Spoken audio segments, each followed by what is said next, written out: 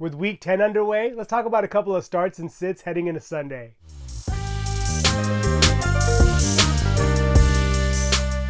So my first start of the week is Tank Dell. Tank Dell exploded last week, catching 6 of 11 targets for 114 yards and 2 touchdowns. And this week, he has a great opportunity to build off of that. Nico Collins is nursing a calf injury, and he's not going to play this week.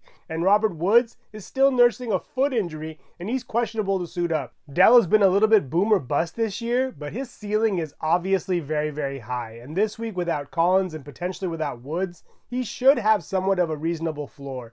And this week he goes up against the Bengals, who are actually pretty good against the pass, but they do allow the 11th most passing yards per game with around 234. With the Texans seemingly having no running game and averaging the 3rd lowest yard per carry with 3.3, I think they're going to still rely heavily on the pass.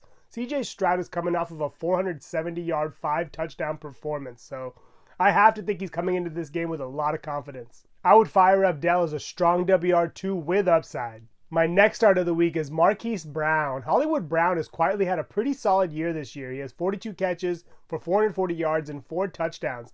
And this is with Joshua Dobbs and Clayton Tune throwing him the ball. On a per-game basis, he's averaged around 8.5 targets per game. But with Kyler Murray coming back, I can see him getting a boost in that department. In games played with Murray, he has around 10 targets per game. I think from here on out, depending on matchup, you can pencil in Brown as a WR2 on a weekly basis, especially in PPR leagues. He's the unquestioned #1 receiver in Arizona, and this week the Cardinals go up against the Falcons, who have looked pretty vulnerable the last 2 weeks. They gave up 4 touchdowns to Will Levis 2 weeks ago, and then 2 touchdowns to Joshua Dobbs last week. Moving over to sits, my first sit of the week is Zay Flowers. Zay Flowers has been trending downward the last couple of weeks. Over the last 2 weeks, he has 6 receptions for 30 yards, and he only has 1 touchdown on the year. For the year, he's a WR35 in PPR. And this week, he has to go up against the Cleveland Browns, who allow the fewest passing yards per game with 145. Also, the Ravens seem very committed to the run this year. They average the 2nd most rushing attempts per game with 33, and Lamar Jackson has around 217 yards per game passing,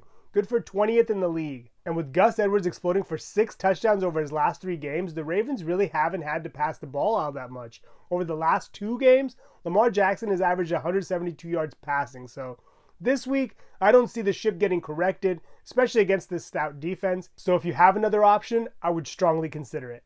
Moving over to my last sit, in that same game, Deshaun Watson. Deshaun Watson has to go up against the Ravens this week, who allow the 2nd fewest passing yards per game with around 170. What's more concerning to me is the fact that Watson just hasn't looked right all year. Yeah, they did shut out the Cardinals last week, but that was a Cardinals team led by Clayton Tune. Even his touchdown to Cooper last week, that was a thing of luck. It was deflected and just happened to fall into Cooper's hand. That's not something we can rely on. Ironically enough, the Browns are also very committed to the run, averaging the most rushing attempts per game with nearly 35.